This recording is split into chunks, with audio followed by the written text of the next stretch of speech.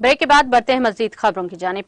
Indian railway 2018 batch के 255 professionals के एक ग्रुप ने आज 14 सितंबर 2023 राष्ट्रपति भवन कल्चर सेंटर में सदर जमहूरिया हिंद मोहतरमा द्रौपदी मुर्मू से मुलाकात की।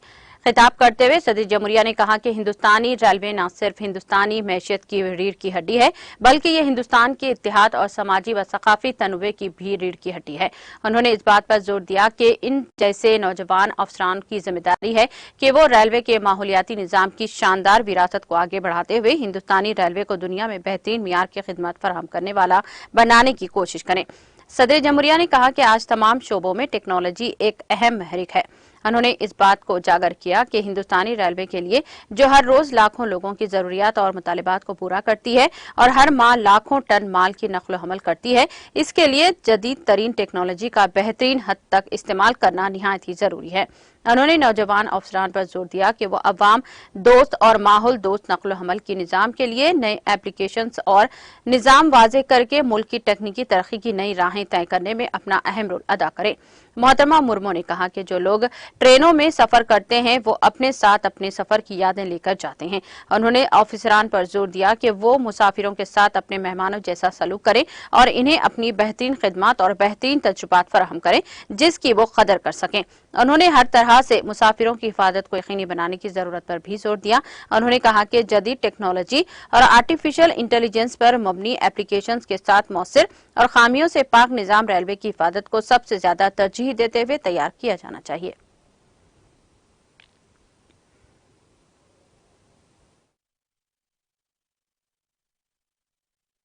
And aspirations of millions. At the same time, the Indian Railways is the backbone of not just the Indian economy, but also of Indian unity and social cultural diversity.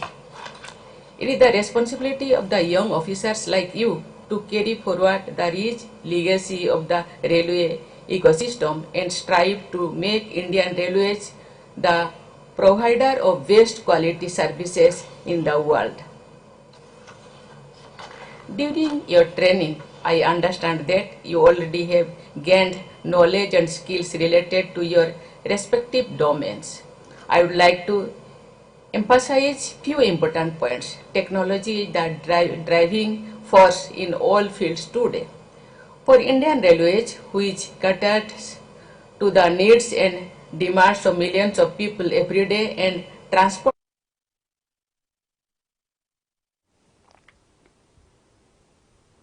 वज़ीर आज़म नरेंद्र मोदी ने हिंदी दिवस के मौके पर अपनी नेक ख्वाहिशात का इजहार किया है। वज़ीर आज़म ने एक्स पर पोस्ट करते हुए कहा, मेरे सभी परिवारजनों को हिंदी दिवस की दिली तमन्नाएं और नेक ख्वाहिशात। मेरी तमन्ना है कि हिंदी जबान कौमी इत्तेहाद, खैर सगाली और हम आहंगी की डोर को लगातार मजबूत करती रहेगी।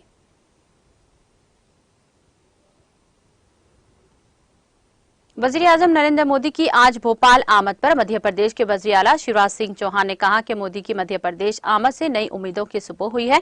एक्स पर पोस्ट करते हुए चौहान ने कहा कि मध्य प्रदेश में वज़ीर आज़म मोदी की आमद से नई उम्मीदों की सुबह हुई है। रियासत के तमाम लोगों की तरफ से वो दिल से वज़ीर आज़म मोदी का खैर मकदम करते हैं। उन्होंने कहा कि आज मध्य प्रदेश को न सिर्फ वज़ीर आज़म मोदी से तोहफा मिलेगा, बल्कि रियासत की तरक्की को भी नई रफ्तार और सिमत मिलेगी।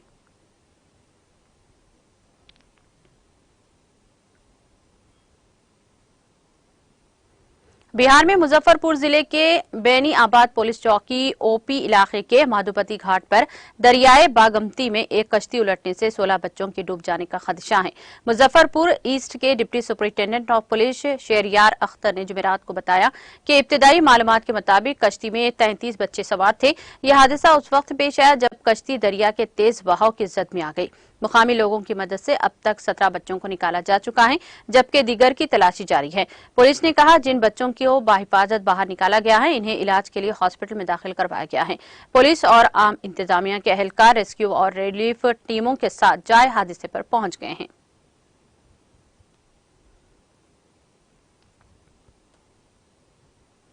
नेशनल कॉन्फ्रेंस के सदर और साबिक वज़ीर आला डॉक्टर फारूक अब्दुल्ला का कहना है कि जम्मू कश्मीर में मिलिटेंसी अभी खत्म नहीं हुई है। उन्होंने कहा कि बहुत वक्त से ये बर्बादी चल रही है और मुझे इसका खात्मा कहीं नजर नहीं आ रहा है। इनका कहना था कि जब तक दो मुमालिक आपस में बातचीत नहीं करेंगे तब तक क़याम अमन मुमकिन नहीं है। मौसूफ नेशनल कॉन्फ्रेंस सदर ने इन बातों का इज़हार जुमेरात को नामानिगारों के सवालों के जवाब में देने के दौरान किया, जहां वो कोरनांग इनकाउंटर में जांबाग होने वाले डीएसपी हिमायून बट की रिहाइशगाह पर ताजियती पुरसी के लिए आए हुए थे। उन्होंने कहा कि फौजी कर्नल, मेजर और डीएसपी की जिंदगियों का ज्यादा बहुत अहम सदमा है। इनमें कोई शक नहीं कि वो बर्बादी काफी वक्त से हो रही है, लेकिन मुझे इसका खात्मा कहीं नजर नहीं आ रहा है। इनका कहना था कि हुकूमत जोर से चिल्ला रही है कि मिलिटेंसी खत्म हुई है, लेकिन ऐसा नहीं हुआ है, क्योंकि रोज यहाँ कभी राजौरी में कहीं दूसरी जगह एनकाउंटर हो रहे हैं। डॉक्टर फारूक अब्दुल्ला ने कहा, जब तक दो मुमालिक आपस में बातचीत नहीं करेंगे तब तक अमन क़याम नहीं होगा। उन्होंने कहा कि लड़ाई से कोई मसला हल नहीं हुआ है, बल्कि बातचीत से क़याम अमन को यकीनी बनाया जा सकेगा।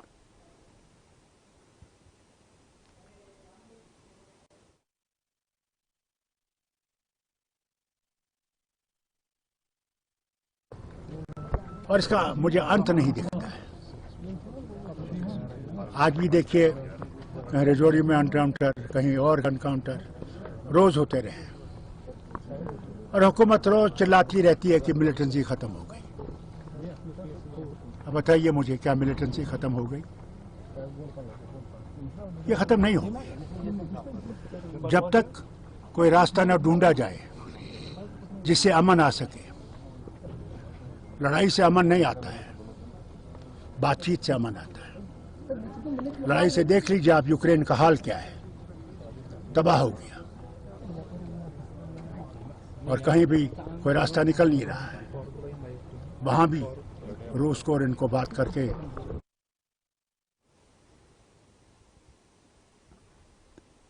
जनूबी मगरबी सूडान के जनूबी दारफोर की राजधानी नियाला में बाजार और रिहायशी इलाकों पर हुए हवाई हमलों में कम से कम 40 लोग मारे गए हैं। ऐनी शाहिदीन और डॉक्टरों के जराये ने यह इत्तला दी है। एक ऐनी शाहिद ने बताया कि जंगी तैयारों अल असदाल अली अराइज और टेक्सटाइल के पड़ोसी समेत रिहायशी इलाकों को निशाना बनाकर हमले किए गए। नियाला में मकबूल अल मल्लाहजा बाजार को भी हवाई हमले में निशाना बनाया गया।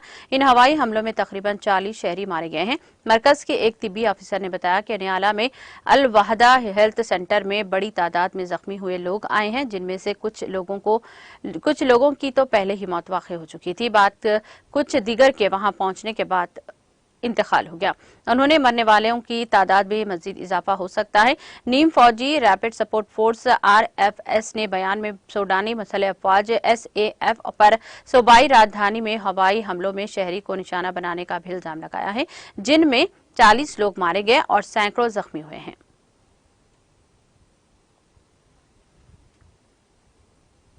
शाम में सदर बशारुल असद की जाय पैदाइश के करीब बहरे रूम के साहिली शहर तरतोस पर इसराइल ने फिजाई हमले किए हैं।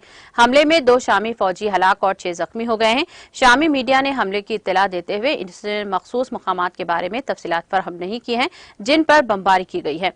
शामी अरब खबररसा एजेंसी ने एक फौजी जराये से हवाले में बताया कि इसराइली दुश्मन ने बहरे रूम के सिमत में मिसाइल बरसाए और तरतोस में हमारी फिजाई दिफाई तंसीबात को निशाना बनाया।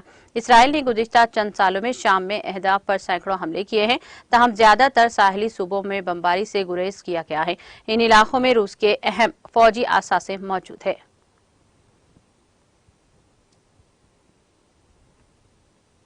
शुमाली अफ्रीका के मुल्क मशरक़ी लीबिया में एक ताकतवर तूफान की वजह से आने वाली शदीद बारिश के बायस सैलाब की वजह से मरने वालों की तादाद बढ़कर 20,000 के करीब हो गई है। दीगर हजारों अफराद जख्मी हो गए हैं। ट्रैबल्स में कायम हंगामी खदमात के तर्जुमान ने कहा, अभी तक किसी हतमी हलाकत का तय्युन नहीं किया जा सका है, क्योंकि मुतासिरा इलाकों से लाशें निकाली जा रही हैं। उन्होंने कहा कि हजारों अफराद के लापता होने की इत्तलात है और मुतासिरा इलाकों से 30,000 अफराद बेघर हुए हैं। उन्होंने कहा कि सैलाब से मुतासिरा इलाकों को बुनियादी सामान की शदीद किल्लत का सामना है।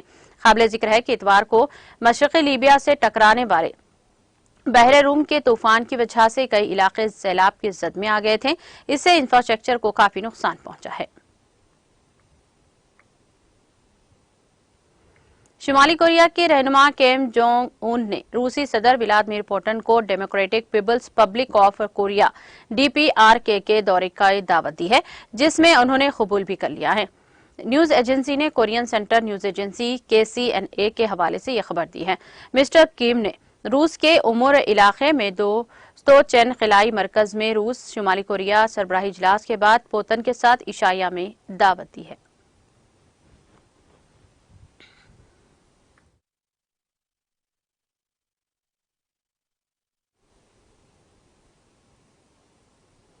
ऑस्ट्रेलिया के शुमाली इलाके के जंगलात में लगी जबरदस्त आग से निपटने के लिए इजाफी फोर्सेस को तलब कर दिया गया है। Chief fire control officer Tony filler ने बुध की रात एक न्यूज कॉन्फ्रेंस को बताया कि आग एक हफ्ते से ज्यादा अरसे से लगी हुई है और अब टेंट क्रीक के कस्बे की तरफ बढ़ रही है। आग पर काबू पाने के लिए जनूबी ऑस्ट्रेलिया से वाटर बम्बार्स और फायर फाइटर्स को तलब कर दिया गया है। मिस्टर्स ने कहा कि आग ने ड्रोन से तकरीबन 1000 किलोमीटर जुनूब में NT के बारकेली इलाके में 10,000 मुरब्बे किलोमीटर अराजी को जलाकर खाक कर दिया है और 50 किलोमीटर फी घंटे से ज्यादा तेज हवाओं की वजह से आग मगरिब की तरफ टेनेंट क्रीक की तरफ बढ़ रही है।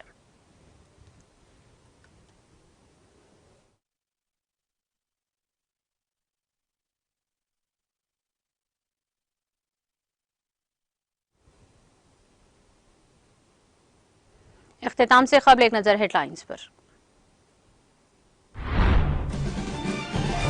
गवर्नर तेलंगाना ने TSRTC को हुकूमत में जम करने के बिल को दी मंजूरी।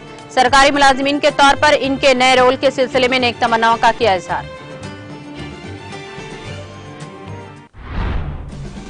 सनअती शोबे में बेंगलुरु के मुकाबले हैदराबाद शहर तेजी के साथ तरक्की की सिमत गामजन।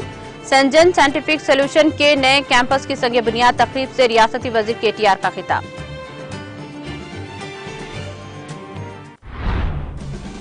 माहौलियाती आलूदगी पर काबू पाना हर फर्द की जिम्मेदारी। मिट्टी की मूर्तियों का करें इस्तेमाल। माहौलियात के तहफ्फुज पर शऊर बेदारी पोस्टर की रस्म इजरा के बाद रियासती वजीर जगदीश रेड्डी का खिताब।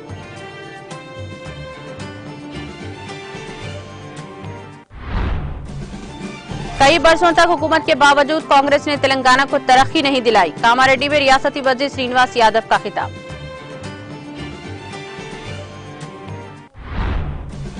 ये ईडी का नोटिस नहीं है, मोदी नोटिस। नोटिस की जाए सियासी हरबा। निजामाबाद में BRS रुकने कानून-साज कौंसिल के कविता का प्रेस कॉन्फ्रेंस से खिताब। तेलंगाना में 1,40,000 मुलाजिमतें पैदा करने का सहरा वज़ीर आला के चंद्रशेखर राव के सर जाता है। किशन रेड्डी की भूख हड़ताल महज दिखावा। BRS MP लिंगैया यादव का मीडिया से खिताब। हैदराबाद शहर के मुख्तलिफ इलाकों में गरज व चमक के साथ धुआंधार बारिश की वजह से सड़कें झील में तब्दील। गाड़ी सवारों को मुश्किलात का सामना। हैदराबाद की शमशाबाद एयरपोर्ट पर सोने की स्मगलिंग नाकाम। कस्टम के अहदेदारों ने 38,62,000 रुपये मालियत का 636 ग्राम सोना किया जब्त।